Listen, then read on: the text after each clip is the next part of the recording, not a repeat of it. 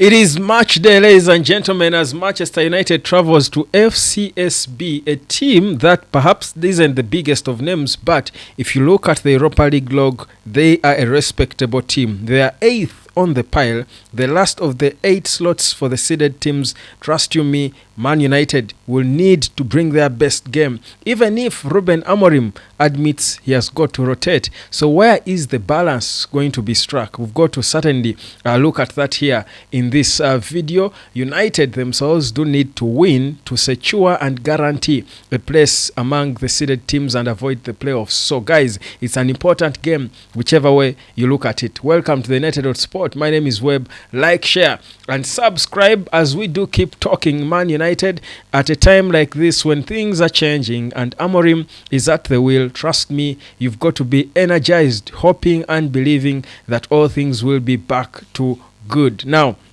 it is. First of all, Man United is lying 4th on the pile, and you would rather perhaps have it lie 4th in the English Premier League log. But yeah, we are 4th on the wrong log, but yeah, we'll take it because United has been impeccable, by the way, by our standards in Europe. We've not lost a single game out of 7, won 4 and drawn the other. So you get a sense that it's a more free stage for these players. They express themselves better at this stage than they do in the English Premier League, which I think for me is something to be happy about because it means we can be among the contenders to win it. And remember, the win of the Europa League directly qualifies for the UEFA Champions League. Guys, we can still finish 10th in the Premier League and be in the UEFA Champions League.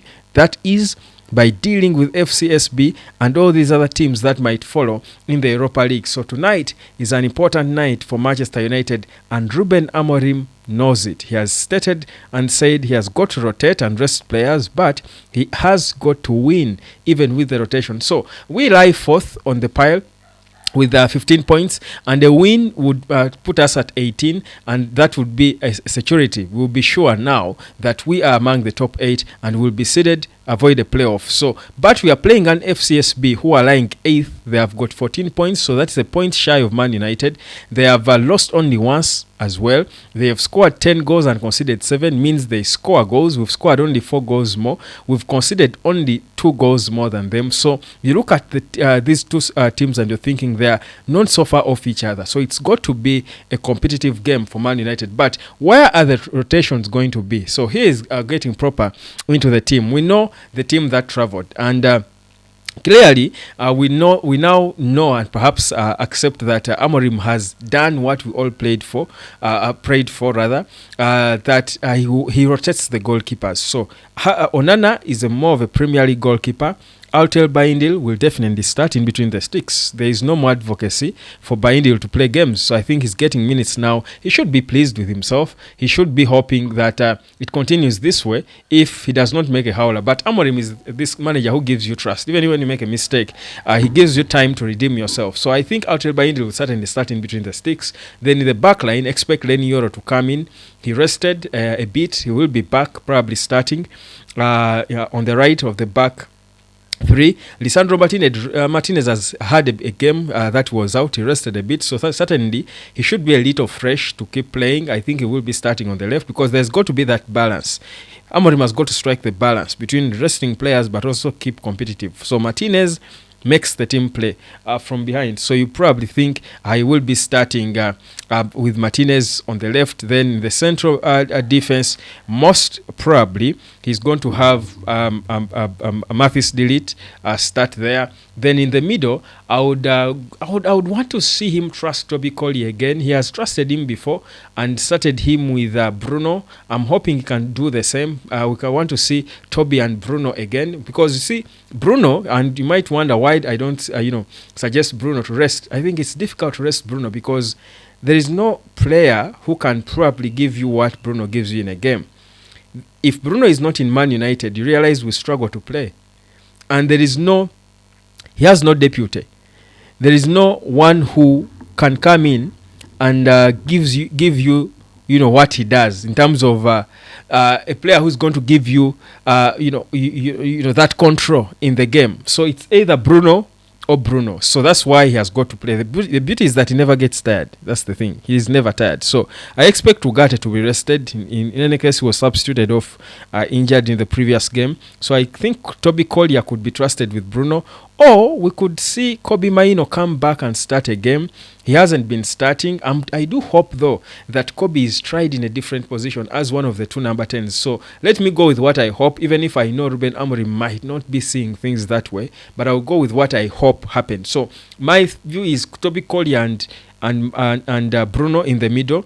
Then have Amad Diallo play with Kobe Maino as the two number 10s behind Joshua Zirkzee leading the line.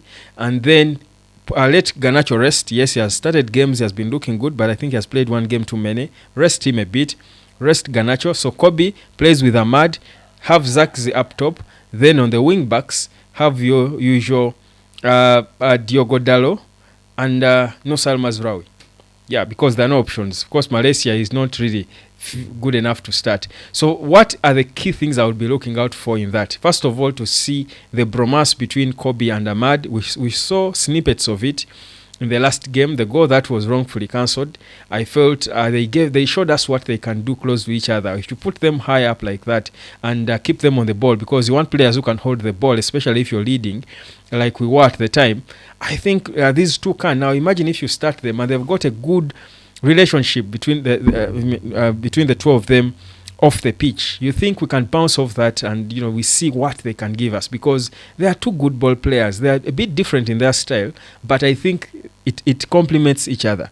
They complement each other in their style. So I'm imagining Kobe on the left and Amad on the right, and then Zirkzee up top. We see what that gives. Of course, I say Zirkzee, that's entirely because Rasmus Højlund played and like he always does struggled in the previous game. But we do know that Højlund is one of the top scorers in the Europa League. I mean, he's scoring goals for fun in the Europa League. So the Europa League stage is a whole different one for him. So perhaps it might be difficult to bench him because of the goals he has got. That's his playground. But I do think, for me, we can still rest him and bring on Joshua Zirkzee, who deserves some minutes for himself. So that's, for me, the starting 11 I would predict. And of course, I've put Amad there because you still need to have players who could give you something different and impact the game so that you ease the pressure of the team. So Højlund is the top scorer in the Europa League. He has got 5 goals and an assist. Second to him is Galatasaray's Akgün, who has got 5 goals as well. El Kabi of Olympiacos 5, Samu of FC Porto 5, and Vargas of Ferencváros also has 5. So Højlund might be feeling he should be starting rightfully because of the goals he's got. But I think if the past games are anything to go by, Zirkzee deserves his chance as well, having been rested for the previous game. So that's, for me, how I would balance the team. So it realizing that you would have Delete and Martinez, Mazraoui and Dalot, Bruno and Amad as the usual starters starting that game. I think it's a fair balance and a proper balance of the young, the experienced and the young. I think, for me, that's what I would love to see. But that said, either way, and even if it changes a little, I don't think it will deviate a lot from what I've given you. But even if it did, I think this is one stage where I think Man United look a little more comfortable, even when Erik ten Hag was still the boss. It's not a frightening stage for me, for Man United. So I feel it's a game we can win, but we are playing a technically gifted team. Ruben Amorim was waxing lyric about this FCSB team and what they can do. So they are also almost in the same boat as Man United. But I mean, we've got to bring our best game. There are no easy games in Europe, and in any case, there are no easy games for Man United at all lately. So it should be a win for Man United. My prediction is a proper victory for Man United. Probably I would go a 3-1 perhaps. I'll go 3-1 probably at the very worst, but I think it should be a more comfortable victory for Man United. But even the fact that we've signed a new player and try to boost the squad, I think it should be energizing enough. I expect to see Man United players run more because already Harry Mara has started working on them. There should be changes we should see. So read into how Man United players run, how Man United players fight, because again, that's where the judgment of whether Harry Mara is having an impact or not will be made. For now, that's it. My name is Webb. This is the United Sport. Drop down your prediction of our game tonight and which changes you would love to expect to see from Ruben Amorim.